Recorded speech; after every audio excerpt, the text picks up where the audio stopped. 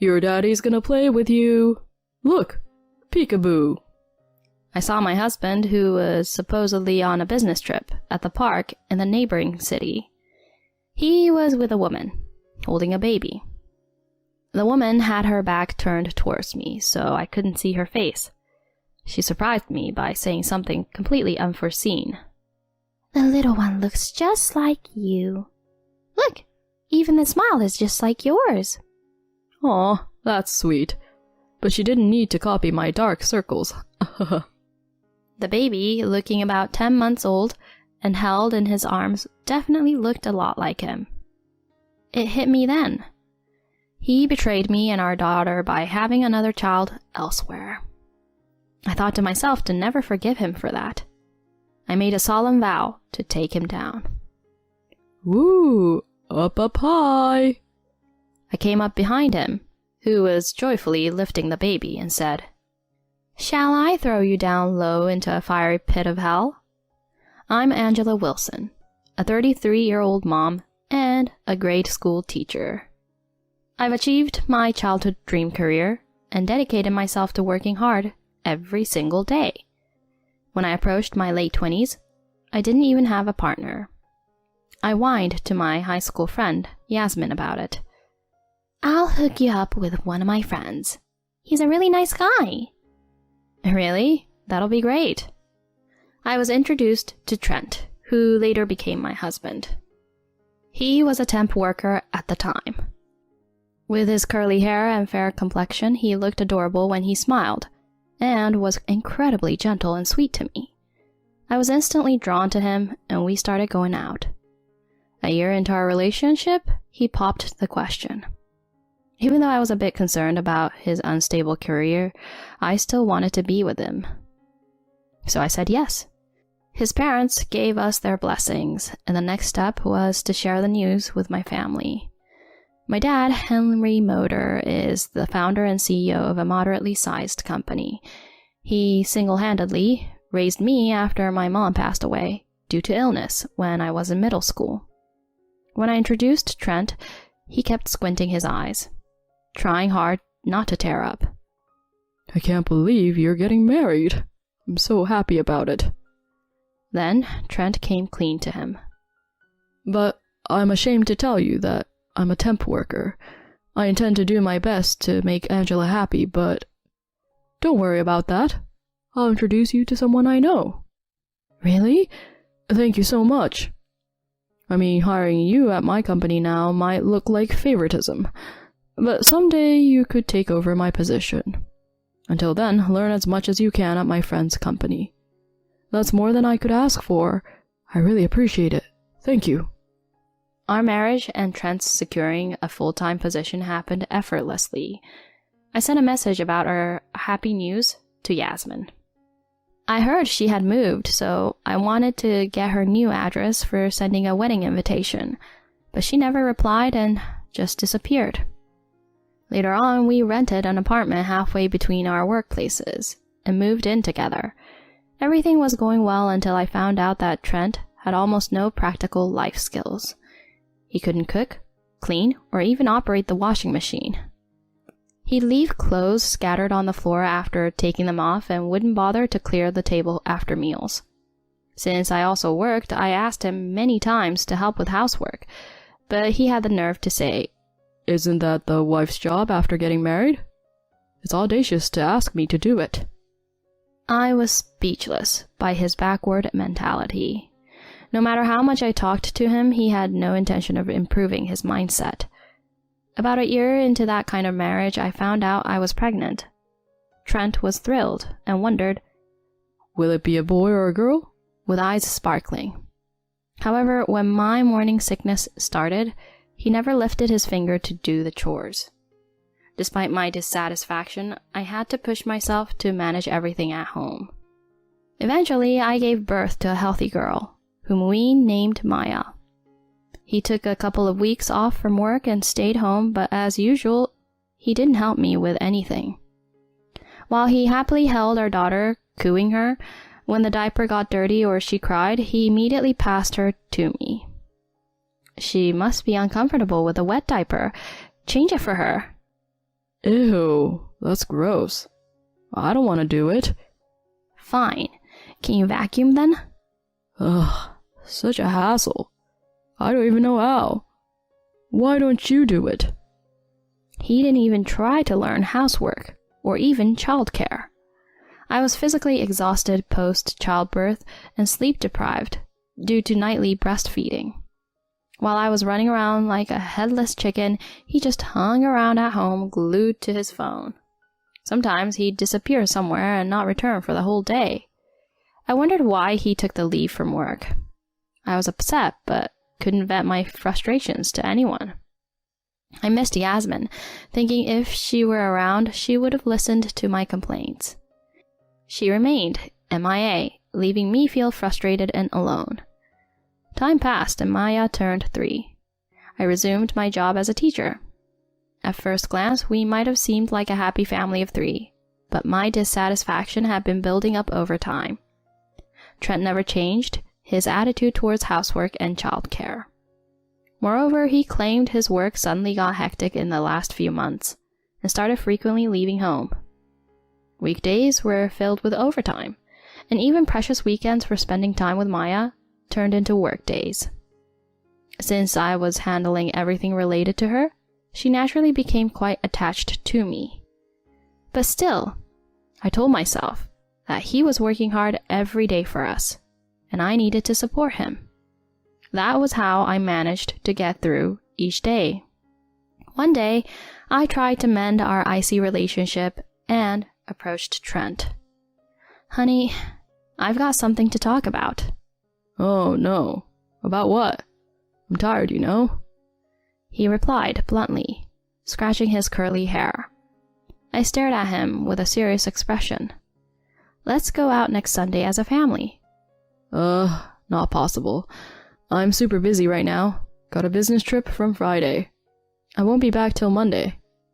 "But you've been spending less time with Maya for a while now. She misses her dad, you know." I doubt that. She's sticking to you like glue. Always mom, mom to you. That's because... As I was about to raise my voice, he cut me off, looking annoyed. I don't want to argue. This conversation's over. Then he promptly went to take a shower, leaving me dumbfounded. Sometime later, I got a proposition from a mommy friend. Her daughter wanted a sleepover with Maya at their place. "Why not take a break with your husband once in a while?" While smiling wryly at her suggestion, I decided to leave her at her house overnight. Trent was on a business trip, and Maya was at a sleepover. My first free Sunday in who knows how many years arrived. I was pondering what to do when my phone rang. It was my dad. Hey, Angela. I've got some errands in Jersey City today, but my car broke down. Can you take me there? Sure thing. I'll be right there. I picked him up and drove to his appointment. Little did I know my life was going to change big time afterward. After dropping my dad off at his friend's house, I parked the car in a Lincoln Park parking lot. I was taking a stroll in the park, enjoying the beautiful late morning, when I noticed a cheerful family. My eyes focused on the father before my head caught up. That figure, that curly hair, unmistakably Trent's. Dad's gonna play with you. Look, peekaboo. The voice belonged to none other than him. I froze on the spot and watched them. The woman had her back turned, so I couldn't see her face. Then she surprised me by saying something completely unforeseen. "The little one looks just like you. Look, even the smile is just like yours." Aw, that's sweet. But she didn't need to copy my dark circles, haha. The baby, looking about 10 months old and held in his arms, definitely looked a lot like him. It hit me then. He betrayed me and our daughter by having another child elsewhere. I thought to myself, to never forgive him for this. I made a solemn vow to take him down. Woo, up, up, high. I came up behind him, who was joyfully lifting the baby, and said, "Shall I throw you down low into fiery pit of hell?" Huh? When he saw me, his eyes opened so wide that they almost popped out of his head. What? Angela? At that moment, the woman turned around. I was utterly shocked to see her face. Yasmin? It was none other than the friend who introduced Trent to me. Seeing my bewilderment, he nervously spoke up. What are you doing here? I gathered myself and glared at him. That's not important right now. Explain what's going on here. Well... He was sweating profusely as he held the baby. Before I could press him further, Yasmin took the baby from him. Oops, guess we're busted. Oh well. Why, Yasmin? Tell me what's going on. Tell you what? Can't you see? This is our baby. Anything else to say? She nonchalantly stated, which made my head spin. How long has this been going on between you two? From the start. We hit it off right away. Must be about 8 years now. 8 years ago? That was even before I met him. It meant she introduced us while she was involved with him. For what reasons? I asked, and then Trent spoke up. She said if I married you, I could become the CEO. What? Yasmin proudly chimed in. Your father is the CEO, right? He was just a temp worker back then, so I didn't want to marry him. But once he became the CEO, he could leave you for me. Then I become the wife of the CEO. Get it? Until then, I decided to keep a low profile.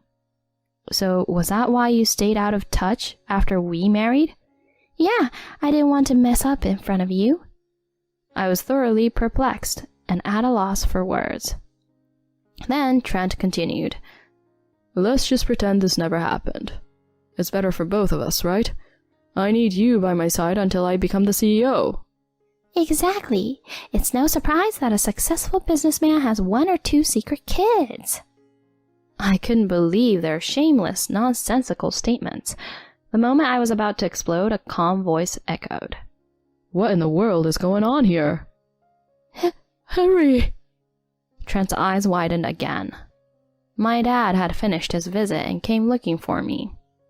I explained the situation to him with a trembling voice. With an intense and unwavering gaze, he fixed his eyes on Trent, expressing a mix of anger and disdain. So you got close to Angela to aim for my position? On top of that, you've betrayed her and Maya? Seeing this woman all along and even having a child? Henry, please calm down. There's a deep meaning behind this.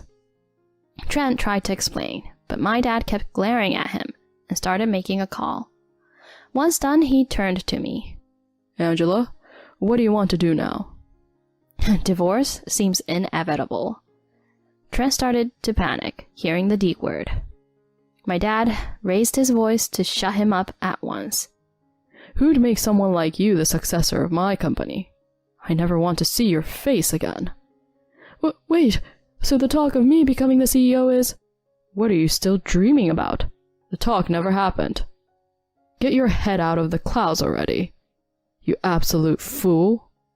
Suddenly, a luxury car stopped at the park's entrance, and a well-dressed man got out. What? Mr. Cavill? It was someone close to my dad and also the CEO of the company Trent worked for. Henry, what's this about? My dad explained the whole drama to him. He's been under your company's care until now, but I have no obligation anymore. Please, do as you see fit. Mr. Cavill's expression turned sour as if he'd just sampled something unpleasant. I've kept him employed at your request, but truthfully, he's been often late, absent without notice, incapable at work, and causing trouble for everyone around. We can't fire him suddenly for personal matters, but a demotion is certain. Wait, Mr. Cavill, please listen to me. I have nothing but contempt for you. The least you can do is apologize sincerely to Angela. With that, he briskly walked away. Suddenly, Trent began sobbing. Can't become the president. Facing demotion at work. I'm done for. I asked Yasmin, who was pale, watching all of this. What made you resort to this? Did you enjoy deceiving me?" Her eyes, filled with hatred, looked straight into my eyes. "I never liked you since high school. You were popular and the daughter of the CEO. Nothing but annoying." "Is that the only reason?" "Mm-hmm. I laughed at you behind your back knowing you were clueless. Served you right." I let out a heavy, disdain-filled sigh. "I understand your feelings about me now. Aside from that, you better make sure Trent pays up alimony and child support." "Huh?" Her eyes widened in disbelief, and I continued flatly. "Whether you two love each other or not, legally I'm his wife. Knowing that and still having a child, there's no escaping from it. I hope you guys are prepared." "You've got to be kidding me. We don't have that kind of money, and with our baby..." "Like I care. I'll take him to court, or we'll do whatever it takes." She flinched at my enraged outburst. Suddenly, Trent clung to me. "Honey, I messed up big time. It's all been a lie. The truth is, I love you and Maya the most. I'm breaking up with her. So let's start over as the three of us. I'm begging you." "Don't touch me. Disgusting." I pushed him away with all my might as he reached out. He fell to the ground, covered in sand, looking pitifully up at me. "I'll demand hefty alimony and child support from you. Make sure to pay up, and never show up in front of me and Maya again, you scumbag."